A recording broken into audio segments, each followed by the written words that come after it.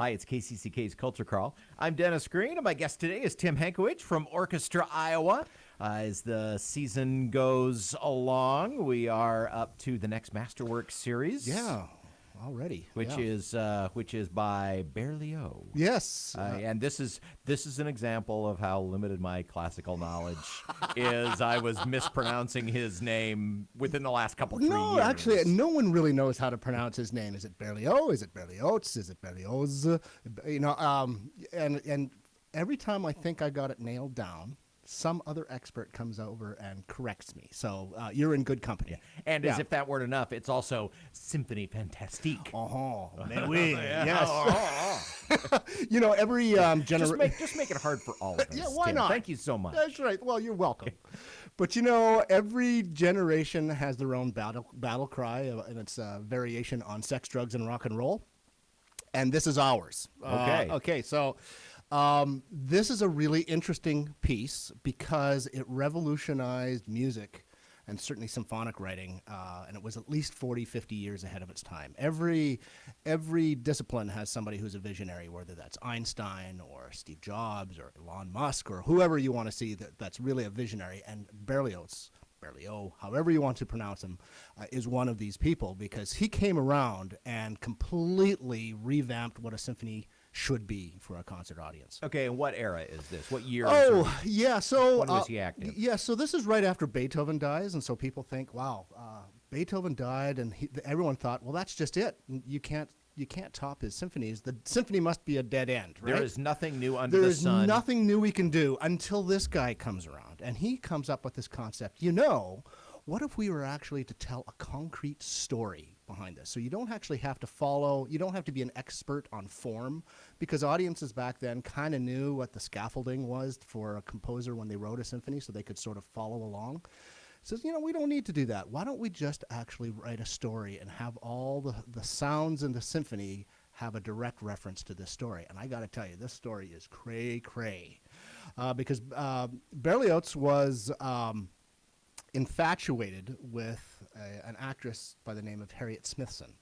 Now, think of them as Kanye West and Kim Kardashian. Oh, so a very healthy, loving relationship. Oh, my God. Drama times 10. But anyway, he was, when he writes this story and this piece, he has her in mind as the heroine. And so basically the story goes as this. He falls in love with this woman, Harriet Smithson. That's the first movement. Second movement, he's at this ball, delightful ball, and she walks in and he stares at her from across a crowded room and falls in love with her yet again. And then it goes to the third movement, and it's basically two shepherds and lovers calling and answering back and forth, which is kind of them, when I'm calling you, sort of that sort of thing. And then it goes, and I forgot to tell you, it begins with an opium overdose. I forgot to tell you that. Yes, because drug use was a lot more common back then, and opium was everywhere. So in the first movement, the very opening musically depicts him taking a hit of opium, and then he goes into this hallucination. So where he falls in love, goes to a ball, and then there's this scene where this shepherd and shepherdess, him and Henrietta Smithson, are calling back and forth, and then the trip goes bad. And he envisions that he has killed her, and he has been caught, and he's now marching to the scaffold to be executed. And so you get things like heart palpitations and just fear and terror, and then so he gets executed. And then it gets worse. It gets worse. Then he's seeing his own funeral, and it's a witch's Sabbath. So Bernstein once said, this is the first musical work of psychedelia that begins with a hit and ends with you screaming at your own funeral. So you see a lot worse on television, but I got to tell you, this is 1830s. So this is pretty wild, to say the least. So did Berlioz and Harriet Smithson ever meet? Yes, as a matter of fact, she ended up marrying him. And And again, healthy relationship that went for calmly for decades. Sure. Yeah. Well, yeah, sure. I mean, it is just one of those drama-filled relationships that I'm sure they fed off of each other in a very weird sort of way. But like I said, that's a very good analogy if you think of Kanye West and Kim Kardashian. That's sort of what was going on there. Okay, so it's the it's the 1830s version of Kanye and Kim. Yeah, sex, drugs, and rock and roll. But this is why musicians love to play this piece, because it anticipates Mahler by a good 60, 70 years. The expertise, the orchestration, every instrument has something important to contribute to it.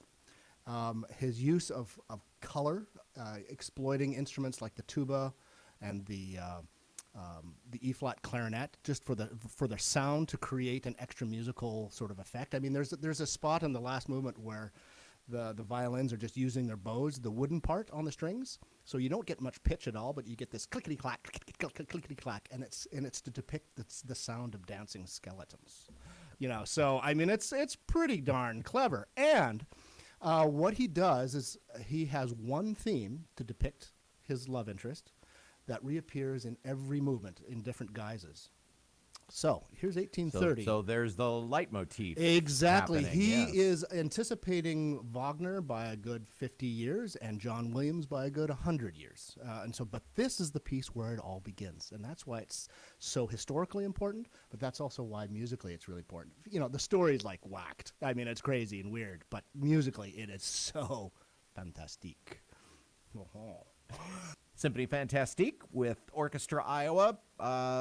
One show, two shows? Just the one. Just one. And the reason it takes huge forces. I mean, again, this was written at a time where orchestras were roughly around 50 members large. But now, when he comes onto the scene, he's insisting on an orchestra of 70, 80. We need 2 harps. We need 2 tubas. The forces not only get bigger, but the extravaganza, the visual extravaganza of an orchestra becomes dramatic as well. Yeah, so it's harder to move and harder to fit on other stages, so that's the reason why we only have one performance Saturday night at the Paramount at 7:30. What else is on the program? Oh, you know, a lot of people always think that orchestras are, play nothing but dead white people, and that is not the case. And dead white men. And dead white men at that. And in fact, the majority of this program features music that's been written in the last 6 years or so. We're beginning with a piece by Ingrid Stolzel. She's a person who I go way back with in my Kansas City days. She is a fantastic composer.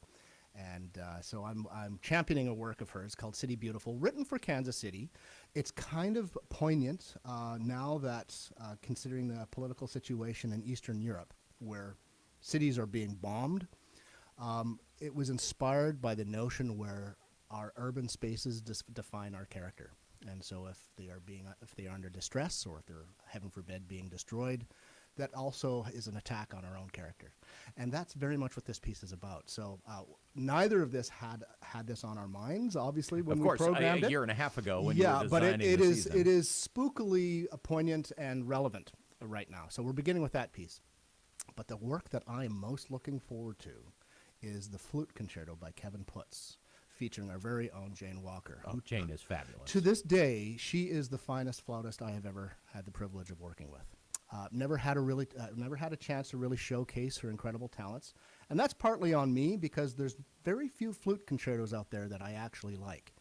And when I came across this one, I thought, oh my God. And in fact, this is a piece that's going to be erupting nationally everywhere. Because now flute players and symphonies are like flocking to it because it is so, so good. It is so lyrical. It is so beautiful. And he also uses other styles, like there's a little bit of Bernstein in it, a little bit of Copland in it, a little bit of Barber in it, plus his own musical language. And what I love about this flute concerto at the last movement is just a romp. And as it just goes crazy and out of control, the orchestra starts clapping in time. Oh, nice. And it's just lifts off. So a little rhythm exercise. A little rhythm exercise and makes orchestra. everybody feel good. I just know that the audience is going to be beaming from ear to ear. So even though Symphony Fantastique is sort of the flagship piece of the concert, and those who know that piece are going to come flocking to hear it, It's this flute concerto that they're going to go home saying, you know, I got to buy this recording because this is something I need to listen to again over and over and over and over. It's fabulous. Symphony Fantastique with Orchestra Iowa. One performance only at the Paramount Theatre Saturday night. And if people want tickets, they can get them at 1-800-369-TUNE.